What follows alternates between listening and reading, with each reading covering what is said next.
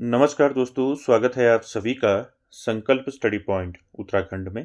तो दोस्तों आज हम देखेंगे हिंदी से, तो आज हम देखेंगे पाश्चात्य काव्यशास्त्र। और दोस्तों पाश्चात्य काव्यशास्त्र से सारे इम्पोर्टेंट क्वेश्चन आज हम डिस्कस करने वाले हैं। और इससे पहले दोस्तों पाश्चात्य काव्यशास्त्र से पहले जो है भारतीय काव्यशास्त्र मैंने आपको बताया था, ठीक है। जिसने नहीं देखा है वो प्लेलिस्ट में जाके उसको जरूर देखें। चलिए दोस्तों स्टार्ट करते हैं आज का सेशन, और आप सभी लोग दोस्तों वीडियो के एंड तक जरूर बने रहें। चलिए पहला क्वेश्चन लेते हैं और साथ ही साथ आप लोग आंसर करते हुए चलेंगे। पहला क्वेश्चन क्या है, देखिए पहला है, लॉन्जाइनस के अनुसार उदात्त की प्रमुख स्रोत क्या है। ऑप्शन देखिए, विचार, प्रकृति, अलंकार योजना या फिर भाव प्रवणता। क्या हो जाएगा यहाँ पर राइट आंसर। लॉन्जाइनस के अनुसार उदात्त का प्रमुख स्रोत क्या है। अगर आपने लॉन्जाइनस को पढ़ा है तो आपने देखा होगा कि लॉन्जाइनस ने दोस्तों जो उदात्त है, उदात्त के 5 स्रोत इन्होंने बताए हैं, ठीक है। तो यहाँ पर आपको बताना है प्रमुख स्रोत क्या है। तो फर्स्ट का दोस्तों राइट आंसर हो जाएगा विचार, ठीक है। ध्यान रखेंगे ए ऑप्शन यहाँ पर आपका राइट हो जाएगा, ठीक है। इन्होंने दोस्तों उदात्त के 5 जो हैं क्या बता रखे हैं, प्रमुख स्रोत बता रखे हैं। कौन कौन से हैं 5 प्रमुख स्रोत, आपको ध्यान में रखने हैं, ठीक है। पहला याद रखेंगे, पहला जो स्रोत है वो है विचारों की क्षमता।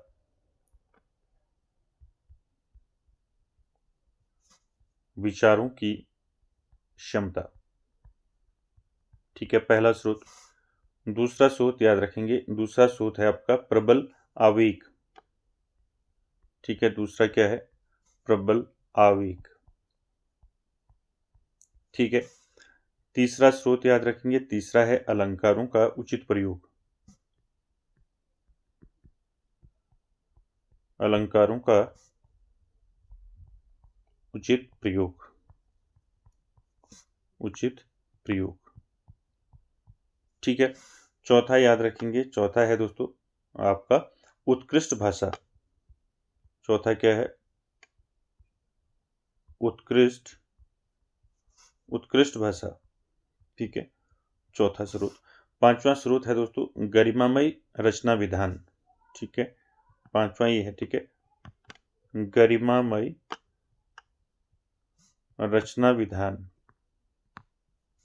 रचना विधान, ठीक है।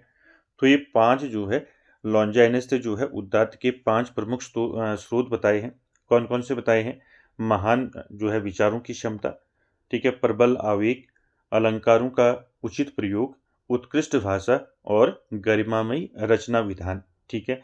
ध्यान रखेंगे 5 जो है उदात्त के 5 प्रमुख स्रोत जो है लॉन्जाइनस ने बताए हैं दोस्तों। आपको कोई भी यहाँ पर ऑप्शन में पूछा जा सकता है, ठीक है। तो यहाँ पर आपको पांचों के पांचों स्रोत जो है ध्यान में रखने हैं, ठीक है। विचारों की क्षमता, प्रबल आवेग, अलंकारों का उचित प्रयोग, उत्कृष्ट भाषा और गरिमामय में रचना विधान, ठीक है। इसको ध्यान में रखेंगे। साथ ही साथ दोस्तों लॉन्जाइनस की बात हो रही है, तो लॉन्जाइनस दोस्तों आप जानती हैं, लॉन्जाइनस जो है ये कहाँ के दोस्तों आलोचक रहे हैं।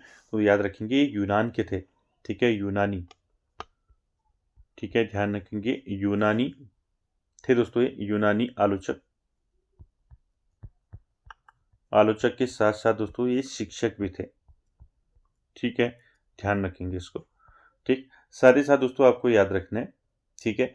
इनकी एक दोस्तों इनका एक ग्रंथ है, ठीक है। इनकी एक बुक है ऑन द सबलाइम, आपने पढ़ा होगा, ठीक है। उसमें दोस्तों इन्होंने जो है ये उदात्त तत्वों की विवेचना की है, इसको ध्यान में रखेंगे, ठीक है। साथ ही साथ दोस्तों यहाँ से आपको पूछा जा सकता है कि यूरोप का पहला स्वच्छंदतावादी आलोचक कौन था। तो यहाँ पर ध्यान रखेंगे लॉन्जाइनस दोस्तों ये यूरोप के पहले, ठीक है, यूरोप के पहले क्या थे, पहले क्या थे, स्वच्छंदतावादी, ठीक है।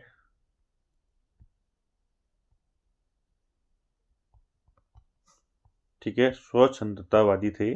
ध्यान रखेंगे पूछा जाता है, आपको पूछा जाएगा कि यूरोप का पहला स्वच्छंदतावादी आलोचक कौन था, ठीक है, आलोचक, ठीक है। तो कौन था, तो ध्यान रखेंगे लॉन्जाइनस, ठीक है, पूछा जाता है, ठीक है। चलिए आगे भी इसके क्वेश्चन और मिलेंगे आपको। चलिए आगे चलते हैं क्वेश्चन नंबर 2 में।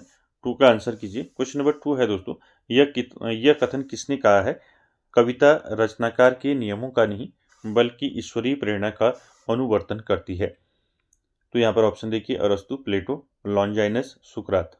क्या हो जाएगा यहाँ पर क्वेश्चन नंबर 2 का राइट आंसर। साथ ही साथ दोस्तों आप कमेंट बॉक्स में जरूर जो है आंसर कमेंट करें। चलिए यहाँ पे क्या हो जाएगा, यह कथन किसने कहा है कि कविता रचनाकार के नियमों का नहीं बल्कि ईश्वरीय प्रेरणा का अनुवर्तन करती है। राइट आंसर हो जाएगा यहाँ पर प्लेटो। ठीक है, तो बी ऑप्शन यहाँ पर राइट हो जाएगा दोस्तों। ठीक है, प्लेटो।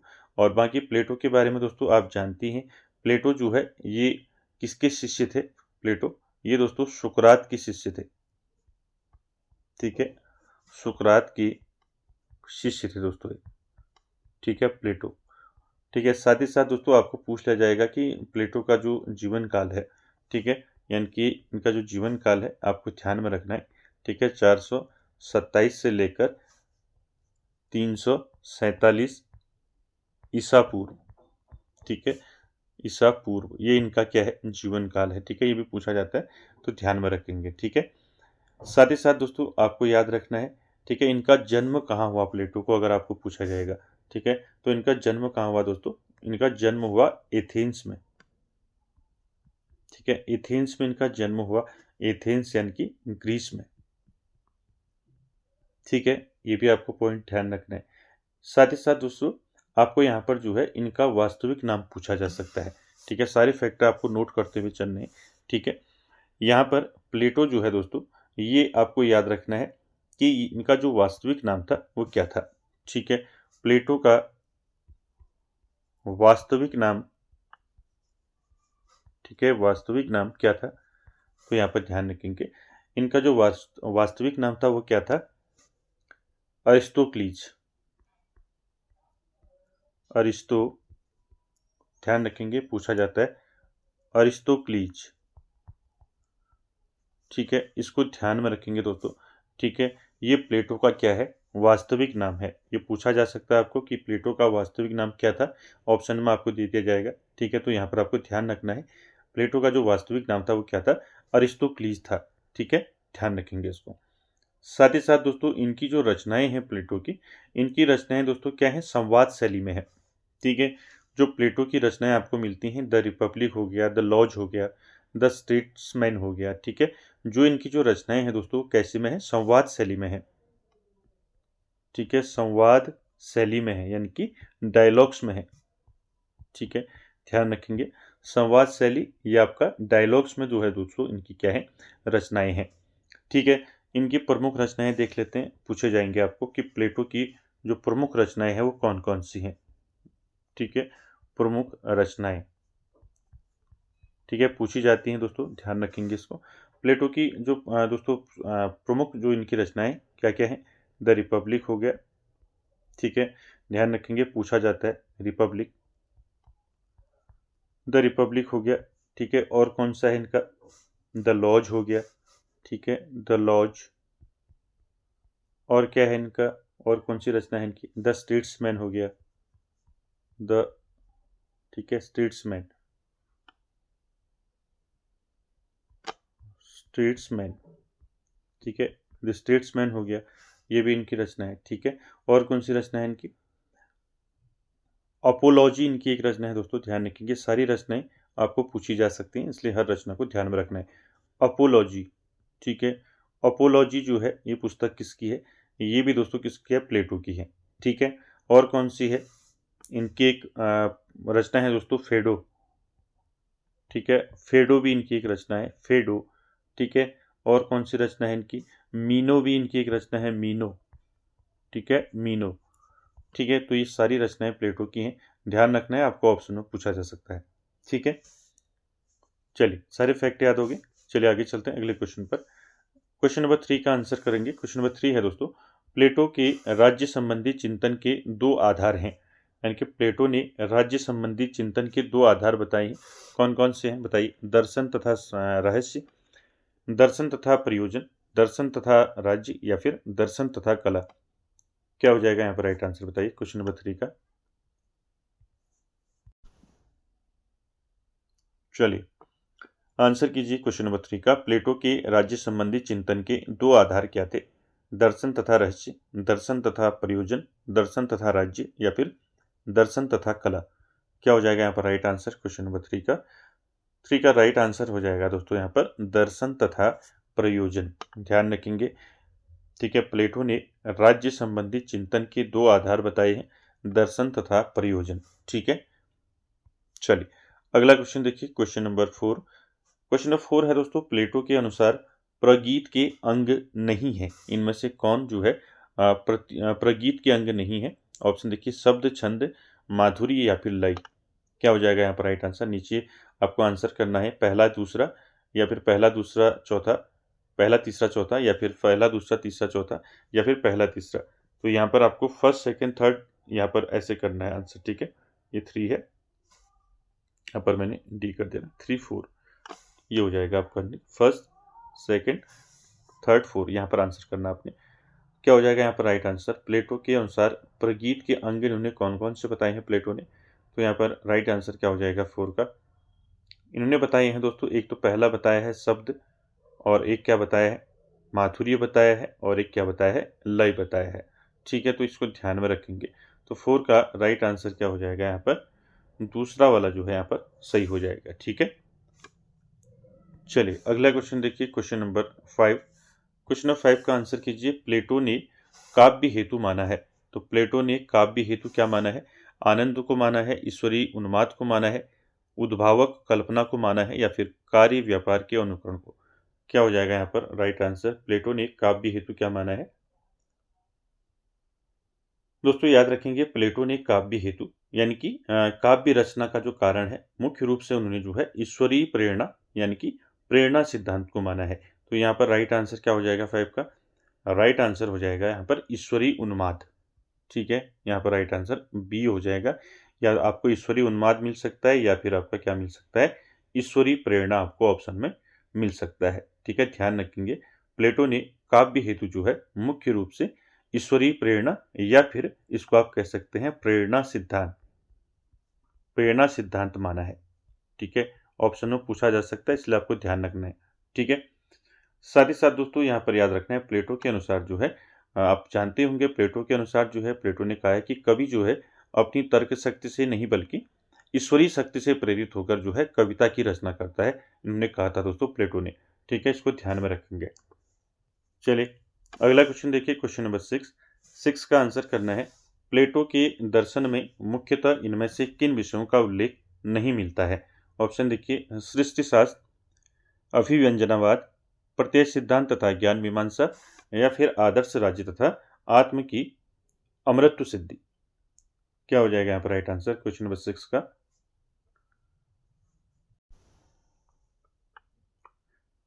तो क्या हो जाएगा यहाँ पर राइट आंसर? प्लेटो के दर्शन में मुख्यतः जो है इनमें से किन विषयों का उल्लेख नहीं मिलता है, पूछा है, ठीक है। किन विषयों का उल्लेख नहीं मिलता है? तो 6 का दोस्तों राइट आंसर क्या हो जाएगा यहाँ पर? देखिए, सृष्टि शास्त्र तो मिलता है, ठीक है। प्रत्यय सिद्धांत तथा ज्ञान मीमांसा भी है, ठीक है। आत्म जो है इनका आत्मरत्व जो सिद्धि है, अमरत्व की जो सिद्धि है, ये भी है, ठीक है। तो यहाँ पर आपका राइट आंसर क्या हो जाएगा? बी ऑप्शन राइट हो जाएगा, अभिव्यंजनावाद। ये दोस्तों इनमें इसका उल्लेख नहीं मिलता है इनका, ठीक है, इनके विषयों में। क्लियर है? बी ऑप्शन राइट हो जाएगा 6 का। चलिए आगे चलते हैं, 7 में आंसर करेंगे। क्वेश्चन नंबर 7 है दोस्तों, कविता सर्वोत्तम शब्दों का सर्वोत्तम क्रम विधान है, यह किस पाश्चात्य आलोचक का मत है? आपको बताना है, कविता सर्वोत्तम शब्दों का सर्वोत्तम क्रम विधान है, ठीक है, यह किस पाश्चात्य आलोचक का है, आपको बताना है, ठीक है। वर्ड्सवर्थ, एडिसन, कॉलरिज, या फिर मैथ्यू अर्नोल्ड, ठीक है। क्या हो जाएगा यहाँ पर राइट आंसर 7 का? हालांकि आपकी सिलेबस में नहीं दिया है, ठीक है, लेकिन फिर भी आप इसको देख लें, पूछा जा सकता है। तो 7 का दोस्तों यहाँ पर राइट आंसर हो जाएगा कॉलरिज, ठीक है। एस.टी. कॉलरिज की बात हो रही है, सैमुअल टेलर कॉलरिज की, ठीक है। ध्यान रखेंगे, सैमुअल टेलर कॉलरिज, ठीक है। ध्यान रखेंगे, इंपॉर्टेंट है, कविता सर्वोत्तम शब्दों का सर्वोत्तम क्रम विधान है, ये कहा था कॉलरिज ने, ठीक है। चलिए अगला क्वेश्चन देखिए, क्वेश्चन नंबर 8। क्वेश्चन नंबर 8 है दोस्तों, अरस्तु के विरेचन सिद्धांत की तुलना किसके सिद्धांत से की जा सकती है? तो मोस्ट इंपॉर्टेंट है दोस्तों, अगर आपने अरस्तु को पढ़ा है तो अरस्तु के विरेचन सिद्धांत को आपने पढ़ा होगा। तो अरस्तु के विरेचन सिद्धांत की तुलना जो है किसके सिद्धांत से की जा सकती है? यहाँ पर देखिए, पहला उत्पत्तिवाद, बी देखिए क्रोचे के अभिव्यंजनावाद, सी देखिए शंकु के अनुमतिवाद या फिर अभिनव गुप्त के अभिव्यक्तिवाद। तो यहाँ पर राइट आंसर क्या हो जाएगा? अरस्तु का विरेचन सिद्धांत पढ़ा होगा आपने दोस्तों, ठीक है। क्या हो जाएगा यहाँ पे राइट आंसर? 8 का राइट आंसर हो जाएगा दोस्तों, क्या हो जाएगा? अभिनव गुप्त के अभिव्यक्तिवाद, ठीक है।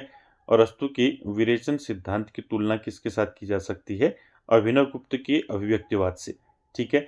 साथ ही साथ दोस्तों आपको ध्यान रखना है, जो इनका विरेचन सिद्धांत है दोस्तों, आपको यहाँ पर ध्यान रखना है, इनका जो विरेचन सिद्धांत है जिसको बोलते हैं थ्योरी ऑफ कैथारसिस, ठीक है, यानी कि जो इनका विरेचन सिद्धांत है। इसमें क्या होता है दोस्तों, इस सिद्धांत के अंतर्गत आपको ध्यान रखना है, इसमें क्या होता है, त्रासदी यानी कि जो ट्रेजेडी होती है, यानी कि जो त्रासदी नाटक के माध्यम से जो है दर्शकों के मन में दबे करुणा और भय जैसे नकारात्मक मनोविकारों का जो है दोस्तों, मनोविकारों को बाहर निकालकर मानसिक शुद्धि की प्रक्रिया है दोस्तों ये, ठीक है। ये विरेचन सिद्धांत दिया था दोस्तों अरस्तु ने, ध्यान रखेंगे। साथ ही साथ दोस्तों आपको याद रखना है, अरस्तु का यहाँ पर आपको क्या पूछ लिया जाएगा? इनका जीवन काल पूछ लिया जाएगा, ठीक है।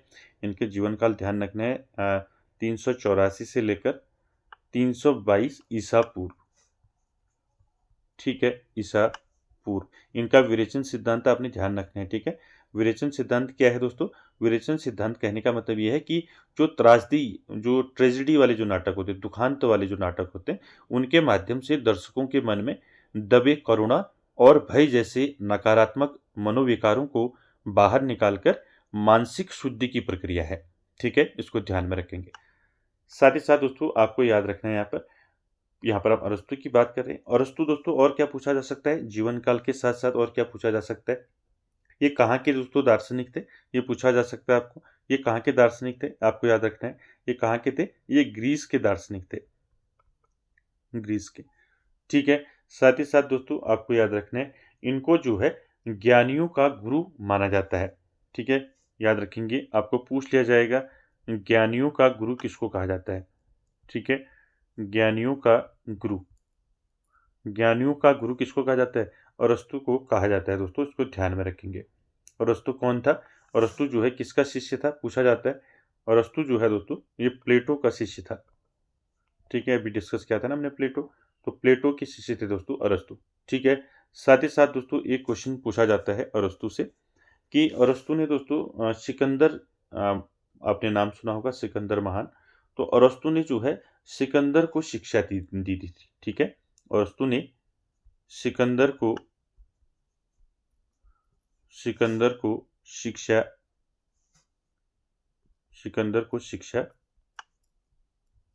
शिक्षा प्रदान की, ठीक है।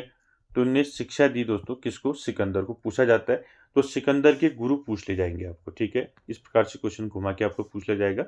तो सिकंदर के गुरु कौन हो गए? अरस्तु, ठीक है। ऐसे भी क्वेश्चन पूछे जाएंगे तो ध्यान रखेंगे इसको, ठीक है। साथ ही साथ दोस्तों अरस्तु ने दोस्तों एथेंस में एक स्कूल खोला था जिसके बारे में क्वेश्चन पूछा जाता है, ठीक है। अरस्तु ने जो है क्या किया था? एथेंस में, एथेंस ग्रीस में, एथेंस में जो है इन्होंने क्या किया था? एक स्कूल जो है खोला था, ठीक है। स्कूल का नाम क्या था ये पूछा जा सकता है आपको, ठीक है, इसलिए आपको बता रहा हूं, ठीक है। स्कूल का नाम था लाइसियम, ठीक है। क्या था? लाइसियम, लाइसियम, ठीक है, ध्यान रखेंगे। पूछा जाएगा आपको कि अरस्तु ने एथेंस में कौन सा स्कूल खोला था, तो स्कूल का नाम याद रखेंगे लाइसियम, ठीक है। क्लियर है? चलिए सारे फैक्ट आपको ध्यान में रखनी है। चलिए आगे चलते हैं क्वेश्चन नंबर 9 में।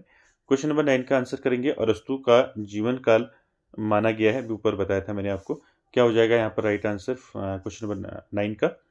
अरस्तु का जीवन काल कब से कब तक माना जाता है? तो राइट आंसर हो जाएगा 384 से लेकर 321 ईसा पूर्व या ईसवी पूर्व, ठीक है।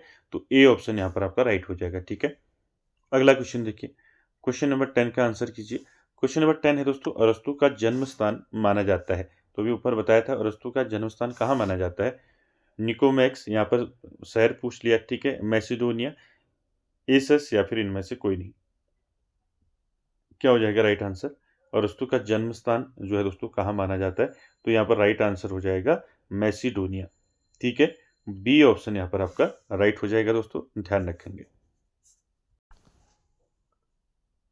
चलिए अगला क्वेश्चन देखते हैं, क्वेश्चन नंबर 11। क्वेश्चन नंबर 11 का आंसर करेंगे। क्वेश्चन नंबर 11 है दोस्तों, अरस्तु के काव्य सिद्धांतों की व्याख्या करने वाले विद्वान। मोस्ट इंपॉर्टेंट है, पूछा जाता है अरस्तु के काव्य सिद्धांतों की व्याख्या करने वाले विद्वान कौन थे। ऑप्शन देखिए, Matthew Arnold, Scott James, doctor Butcher या फिर लॉन्जाइनस। क्या हो जाएगा यहाँ पर राइट आंसर क्वेश्चन नंबर 11 का, अरस्तु के काव्य सिद्धांतों की व्याख्या करने वाले विद्वान कौन थे। तो दोस्तों ये थे आपके कौन, डॉक्टर बूचर। बूचर से याद रखेंगे, ठीक है। सी ऑप्शन यहाँ पर आपका राइट हो जाएगा दोस्तों, ध्यान रखेंगे। अगला, अरस्तु के ग्रंथ का नाम क्या है। चलिए बताइए, ये तो आपको पता होगा। अरस्तु के ग्रंथ का नाम इनमें से कौन सा है, बताइए। द सबलाइम, द रिपब्लिक, पेरीपोइटिक पेरीपोइटिकेस या फिर इनमें से कोई नहीं।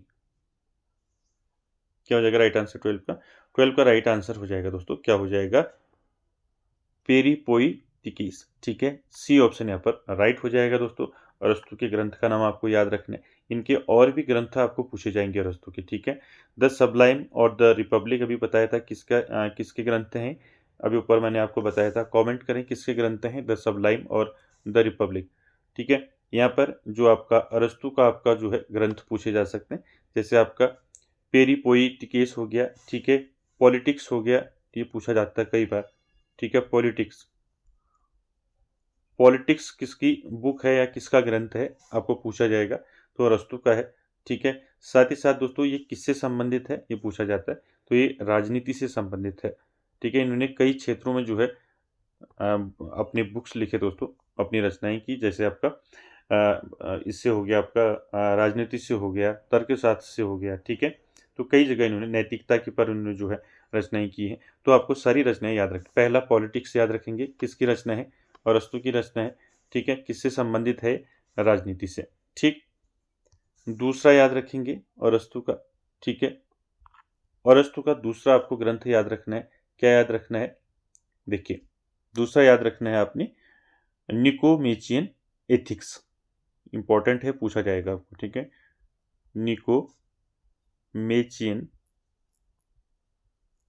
निकोमेचियन एथिक्स, ठीक है।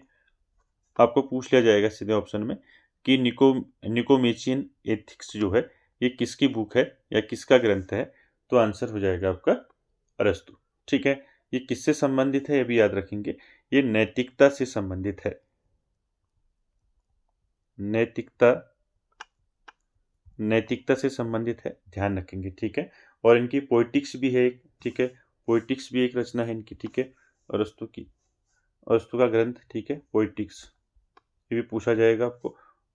पोइटिक्स किसका ग्रंथ है, पोइटिक्स, ये भी दोस्तों अरस्तु का है, ठीक है। ये किससे संबंधित है, ये जो है काव्य शास्त्र से संबंधित है, ठीक है। इसका संबंध भी पूछा जा सकता है, इसलिए आपको ध्यान में रखना है, ठीक है। तो पोइटिक्स जो है किसकी रचना है, अरस्तु की रचना है। किससे संबंधित है, काव्य शास्त्र से, ठीक है। तो ये कुछ इंपॉर्टेंट जो है ग्रंथ हैं दोस्तों अरस्तु के, आपको ध्यान में रखने, ठीक है। साथ ही साथ एक ग्रंथ और है अरस्तु का जो पूछा जाता है, मेटाफिजिक्स, ठीक है। मेटाफिजिक्स, ठीक है। मेटाफिजिक्स आपको पूछा जाएगा कि मेटाफिजिक्स रचना किसकी है, आंसर रहेगा अरस्तु, ठीक है। मेटाफिजिक्स जो है ये किससे संबंधित है, ये दोस्तों तत्व मीमांसा से संबंधित है। तत्व मीमांसा, ठीक है, तत्व मीमांसा से संबंधित है, आपको ध्यान में रखना है, ठीक है। तो सारे जो हैं अरस्तु के ग्रंथ आपको याद रखने, ठीक है। चलिए अगला क्वेश्चन देखिए, क्वेश्चन नंबर 13 है दोस्तों, प्लेटो ने काव्य को सत्य से कितना दूर माना है। आपको बताना है प्लेटो ने काव्य को सत्य से कितना दूर माना है, 2 गुना, 3 गुना, 4 गुना या फिर इनमें से कोई नहीं। क्या हो जाएगा यहाँ पर राइट आंसर 13 का, प्लेटो ने काव्य को सत्य से कितना दूर माना है, तो राइट आंसर हो जाएगा दोस्तों कितना माना है, तिगुना माना है, ठीक है। बी ऑप्शन यहाँ पर आपका राइट हो जाएगा दोस्तों, ठीक है, ध्यान रखेंगे। चलिए अगला क्वेश्चन देखिए, क्वेश्चन नंबर 14, इसका आंसर कीजिए। क्वेश्चन नंबर 14 है दोस्तों, भारतीय काव्य शास्त्र में अनुकरण शब्द का सर्वप्रथम प्रयोग मिलता है। आपको बताना है भारतीय काव्य शास्त्र में अनुकरण शब्द का जो है सर्वप्रथम प्रयोग मिलता है रामायण में, नाट्यशास्त्र में, अष्टाध्यायी में, या फिर इनमें से कोई नहीं? क्या हो जाएगा राइट आंसर? याद रखेंगे, ठीक है। अनुकरण शब्द जो है, इसका जो है सर्वप्रथम प्रयोग दोस्तों किसमें मिलता है?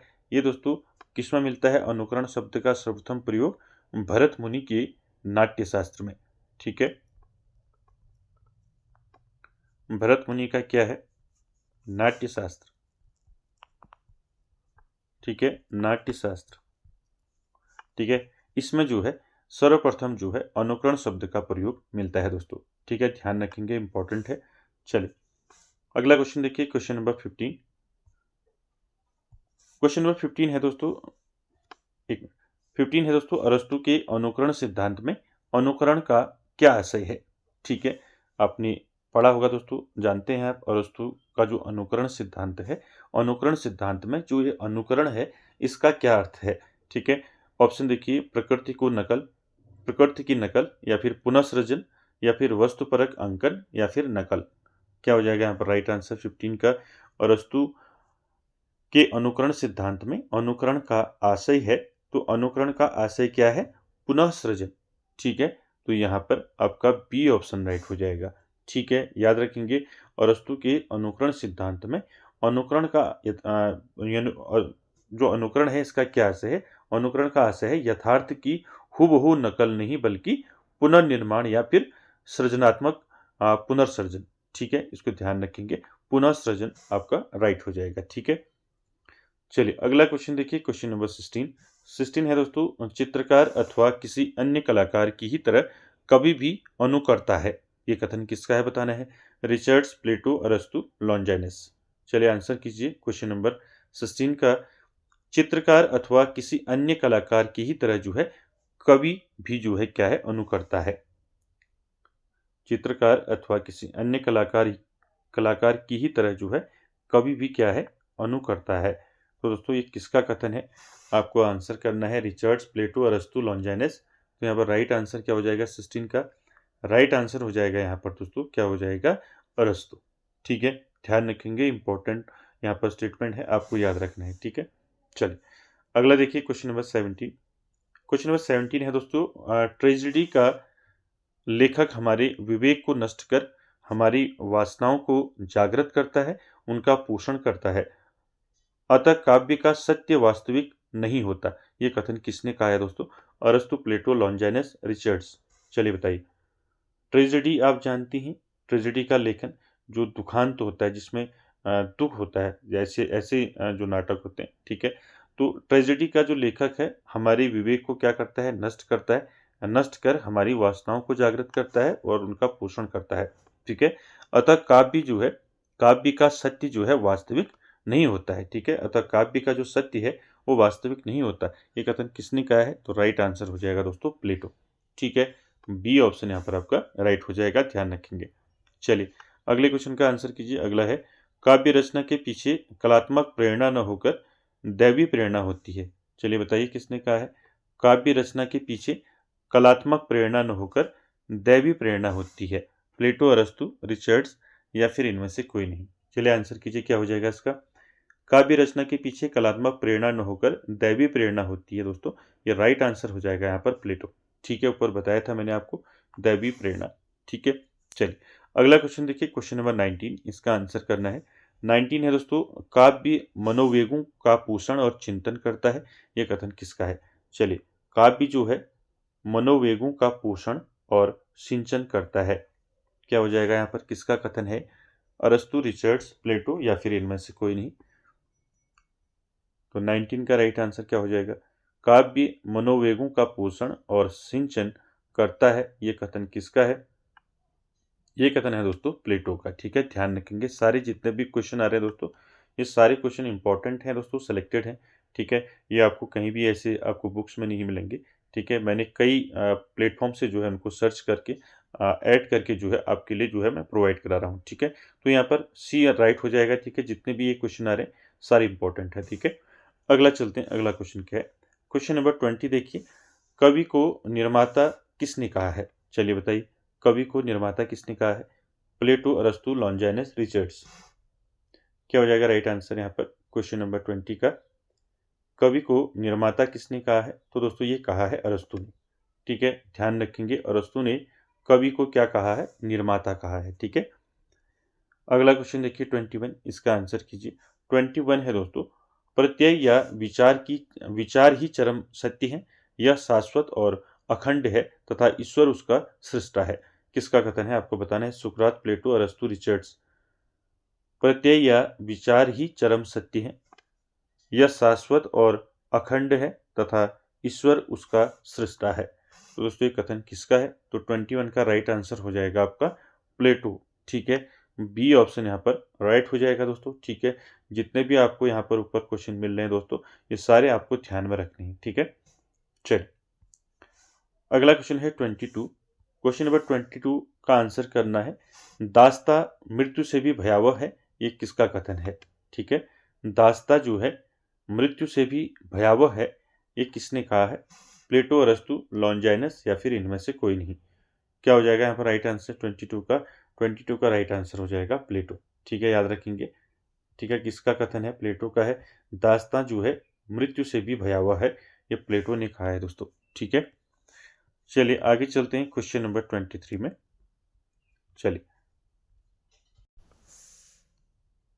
23 का आंसर करेंगे। 23 है दोस्तों, किस पाश्चात्य आलोचक ने काव्य के मनोवैज्ञानिक मूल्य का सिद्धांत प्रस्तुत किया? ऑप्शन देखिए, प्लेटो, अरस्तु, रिचर्ड्स या फिर लॉन्जाइनस। तो दोस्तों आप सभी जानते हैं पाश्चात्य आलोचक में कौन था दोस्तों जिसने काव्य के मनोवैज्ञानिक मूल्य का सिद्धांत दिया? ठीक है, क्या हो जाएगा राइट आंसर यहाँ पर?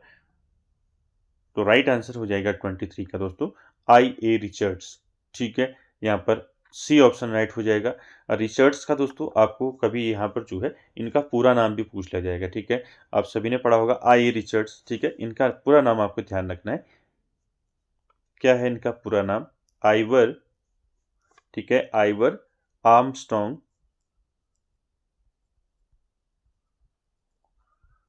ठीक है, आइवर आर्मस्ट्रॉन्ग रिचर्ड्स। ठीक है, ध्यान में रखना है। आपको पूछा जाएगा कि आई रिचर्ड्स का पूरा नाम क्या है, तो ये आपको याद रखना है, आइवर आर्मस्ट्रॉन्ग रिचर्ड। ठीक है, साथ ही साथ दोस्तों यहाँ पर बात हो रही है रिचर्ड्स की, तो यहाँ से आपको क्वेश्चन पूछे जाते हैं दोस्तों आई रिचर्ड्स से। ठीक है, इनका आपको पूछ लिया जाएगा इनका जन्म कब हुआ, ठीक है, और कहाँ हुआ। ठीक है, इनका जन्म हुआ था दोस्तों 1893 में इनका जन्म हुआ था। कहाँ हुआ था? इंग्लैंड में। ठीक है, इंग्लैंड में इनका जन्म हुआ था दोस्तों। ठीक है, साथ ही साथ दोस्तों ये क्या थे? एक ब्रिटिश क्या थे? ब्रिटिश साहित्यकार। ठीक है, ब्रिटिश क्या थे? साहित्यकार थे। ठीक है, ब्रिटिश साहित्यकार और आलोचक। ठीक है, तो ये आपको ध्यान में रखना है आई रिचर्ड्स से। ठीक है, आई रिचर्ड्स का पूरा नाम याद रखना है, आइवर आर्मस्ट्रॉन्ग रिचर्ड। ठीक है, जन्म याद रखना है 1893 में इनका जन्म हुआ था इंग्लैंड में, और ये ब्रिटिश साहित्यकार आलोचक थे दोस्तों। ठीक है दोस्तों, यहाँ पर आपको याद रखना है इन्होंने जो है कुछ सिद्धांत दिए हैं। ठीक है, जैसे आपका संप्रेषण सिद्धांत दिया है इन्होंने। ठीक है, आपने पढ़ा होगा संप्रेषण का सिद्धांत दिया है, मूल्य सिद्धांत दिया है। ठीक है, तो आपको साथ ही साथ याद रखना है, पूछे जाएंगे आपको इन्होंने कौन सा सिद्धांत दिया दोस्तों। सबसे पहले दिया इन्होंने व्यवहारिक आलोचना का सिद्धांत। व्यावहारिक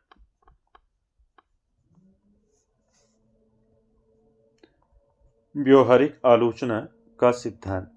ठीक है, अब व्यवहारिक आलोचना यानी कि प्रैक्टिकल क्रिटिसिज्म बोलते हैं इसको। ठीक है, तो व्यवहारिक आलोचना का दिया। ठीक है, साथ ही साथ याद रखेंगे मूल्य सिद्धांत। आपको पूछ लिया जाएगा कि मूल्य सिद्धांत किसने दिए। ठीक है, मूल्य सिद्धांत किसने दिए? ये भी रिचर्ड्स ने दिए।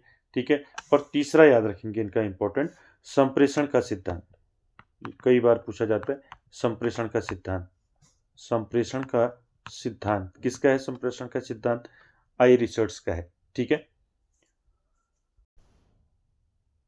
ठीक है, तो यहाँ पर आपको जो है आई रिचर्ड्स के दोस्तों इंपॉर्टेंट जो इनके सिद्धांत हैं वो याद रखना है। व्यवहारिक आलोचना का सिद्धांत है यानी कि प्रैक्टिकल क्रिटिसिज्म का। ठीक है, मूल्य सिद्धांत है और संप्रेषण का सिद्धांत है। ठीक है, तीनों याद रखने। साथ ही साथ दोस्तों इनकी जो ग्रंथ हैं, इनकी जो रचनाएं हैं वो पूछी जाती हैं। ठीक है, रिचर्ड्स की प्रमुख कृतियां इनकी या प्रमुख ग्रंथ इनके कौन कौन से हैं पूछे जाते हैं। ठीक है। तो आपको ध्यान रखना है इनके ग्रंथ, ठीक है। पहला मैंने आपको बताया था ऊपर अभी जो सिद्धांत है उनका, ठीक है, प्रैक्टिकल क्रिटिसिज्म, ठीक है, व्यवहारिक आलोचना, ठीक है। एक इनका और है प्रिंसिपल्स ऑफ लिटरेरी क्रिटिसिज्म, ठीक है, काव्य भाषा सिद्धांत भी है इनका, ठीक है। और क्या है इनका, काव्य भाषा सिद्धांत, ये भी याद रखेंगे, ठीक है। काव्य भाषा सिद्धांत किसका है, तो ये भी जो है आई रिचर्ड्स का है दोस्तों, ठीक है, आइवर आर्मस्ट्रॉन्ग रिचर्ड्स, ठीक है। ये सारे फैक्ट आपको ध्यान रखना है। द मीनिंग ऑफ मीनिंग इनकी एक दोस्तों बुक है, ठीक है। तो इनकी रचनाएं अक्सर पूछी जाती हैं परीक्षाओं में, ठीक है, याद रखेंगे। द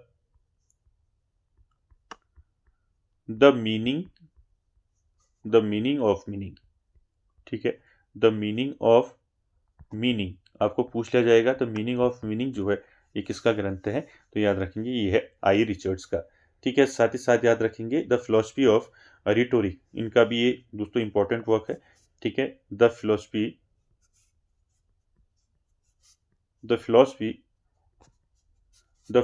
ऑफ रिटोरिक, ठीक है। ये भी दोस्तों इन्हीं का ग्रंथ है, तो सारे आपको याद रखना है, ठीक है, इंपॉर्टेंट है। साइंस एंड पोइट्री भी इनका है, ठीक है, प्रमुख कृति है इनकी, ठीक है, वो भी याद रखेंगे। तो सारे दोस्तों इंपॉर्टेंट है, ठीक है, सारे याद रखने हैं, ठीक है। आपको मैंने बताया प्रैक्टिकल क्रिटिसिज्म बताया, ठीक है, साथ ही साथ मूल्य सिद्धांत बताया, संप्रेषण का सिद्धांत बताया, ठीक है। द मीनिंग ऑफ मीनिंग हो गया, द फिलोसफी ऑफ रिटोरिक हो गया, साथ ही साथ आपका साइंस एंड पोइट्री भी याद रखेंगे, ठीक है। इसके साथ साथ इनका जो है साइंस एंड पोइट्री, ठीक है, साइंस एंड पोइट्री, ठीक है।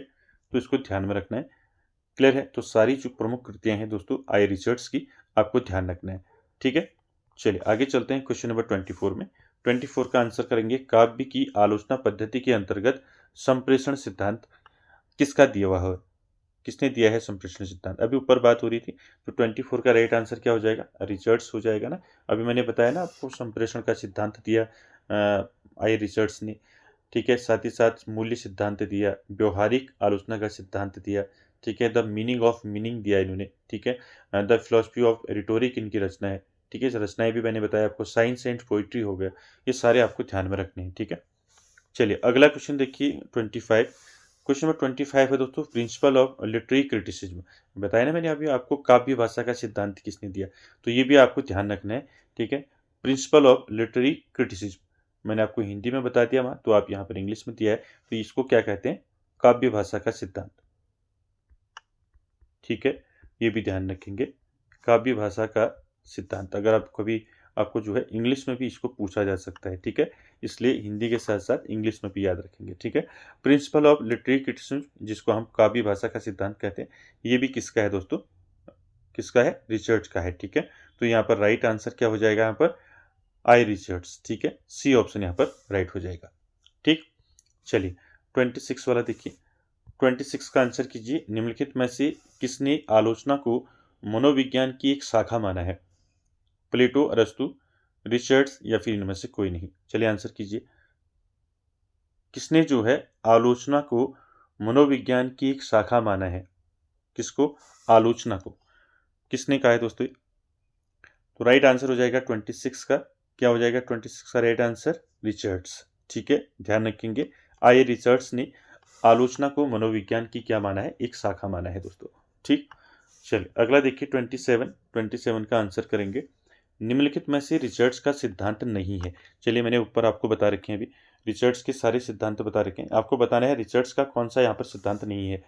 देखिए 27 में अभी बताइए ना, संप्रेषण का सिद्धांत किसका है, रिचर्ड्स का है। मूल्य सिद्धांत किसका है, रिचर्ड्स का है। काव्य भाषा सिद्धांत किसका है, रिचर्ड्स का है, ठीक है। तो यहाँ पर अनुकरण का सिद्धांत जो है ये रिचर्ड्स का नहीं है। किसका है अनुकरण का सिद्धांत, ये ऊपर बताया था अभी, चलिए कमेंट कीजिए इसको, अनुकरण का सिद्धांत किसका है। चलिए अगला क्वेश्चन देखिए, क्वेश्चन नंबर 28। क्वेश्चन नंबर 28 है दोस्तों, लॉन्जाइनस को पहला स्वच्छंदतावादी किसने कहा है। अभी ऊपर बताया ना मैंने, इनको जो है यूरोप का जो है, इनको जो है पहला स्वच्छंदतावादी कहा जाता है, तो ये किसने कहा है आपको बताना है। सेंट्सबरी, स्कॉट जेम्स, दांते या फिर इनमें से कोई नहीं। चलिए आंसर कीजिए। लॉन्जाइनस को पहला स्वच्छंदतावादी किसने कहा है दोस्तों? तो 28 का राइट आंसर क्या हो जाएगा बताइए? 28 का राइट आंसर हो जाएगा स्कॉट जेम्स। ठीक है, बी ऑप्शन यहाँ पर राइट हो जाएगा। दोस्तों आपको ध्यान रखना है, लॉन्जाइनस के बारे में अभी ऊपर बताया था मैंने आपको। ठीक है, लॉन्जाइनस जो है ये कहाँ के दार्शनिक थे? ये यूनान के थे, यूनानी दार्शनिक। ठीक है, साथ ही साथ बताया मैंने इन्होंने काव्य में उदात्त तत्व दिए हैं। ठीक है, 5 उदात्त तत्व बताए ना, ऑन द सबलाइन। ठीक, तो उनको आपको ध्यान में रखना है। ठीक, साथ ही साथ दोस्तों इनका सबसे प्रमाणिक जो मैंने बताया था, इनका जो एक प्रमाणिक रचना है इनकी क्या है, ये आपको नोट कर लेनी है। ठीक है, वहां पर बताना भूल गया मैं आपको। लॉन्जाइनस की दोस्तों एक सबसे प्रमाणिक रचना है इनकी। ठीक है, ये पूछी जाती है। ठीक है, क्योंकि इनकी ज्यादा रचनाएं नहीं है, तो यहाँ पर आपको ध्यान रखना है। तो इनकी एक प्रमुख जो है सबसे प्रमाणिक रचना है, क्या है? पेरू इप्सुस। क्या है? ध्यान रखेंगे, एक मिनट। तो लॉन्जाइनस की कौन सी प्रमुख रचना है? पेरी इप्सुस। ठीक है, पेरी इप्सुस जो है रचना किसकी है अगर आपको पूछा जाएगा, तो आंसर करेंगे दोस्तों लॉन्जाइनस को। ठीक है, ध्यान रखेंगे, ये बुक्स पूछे जाते हैं। ठीक, तो सारे आपको ध्यान में रखने हैं। ठीक है, तो यहाँ पर आपको याद रखना है लॉन्जाइनस को पहला स्वच्छंदतावादी किसने कहा है? तो स्कॉट जेम्स ने कहा है, ध्यान रखेंगे। चलिए अगला देखिए, वही जो मैंने आपको बताया 29 पेरीहुप्सुस जो है ये इसकी भाषा पूछी गई है। ठीक है, ग्रीक, यूनानी, अंग्रेजी, फ्रेंच या फिर उपयुक्त सभी। अभी मैंने बताया ना आपको, पेरीइप्सुस जो है ये किसकी रचना है? ये है लॉन्जाइनस की। लॉन्जाइनस, लॉन्जाइनस की रचना है। ठीक है, अब यहाँ पर भाषा पूछ दी है, तो 29 का राइट आंसर क्या हो जाएगा? 29 का राइट आंसर हो जाएगा ग्रीक या यूनानी। ठीक है, तो आपको पता है लॉन्जाइनस जो है कहाँ के थे? ये यूनानी दार्शनिक थे। तो यहाँ पर ग्रीक या यूनानी आपका राइट आंसर हो जाएगा, ऑप्शन ए। ठीक है, उसके बाद देखिए दोस्तों क्वेश्चन नंबर 30। यहाँ पर आपको बताना है लॉन्जाइनस उदात्त में सम्मिलित नहीं है। अभी मैंने बताया आपको 5 कौन कौन से बताए थे और कौन नहीं है, यहाँ पर आपको बताना है।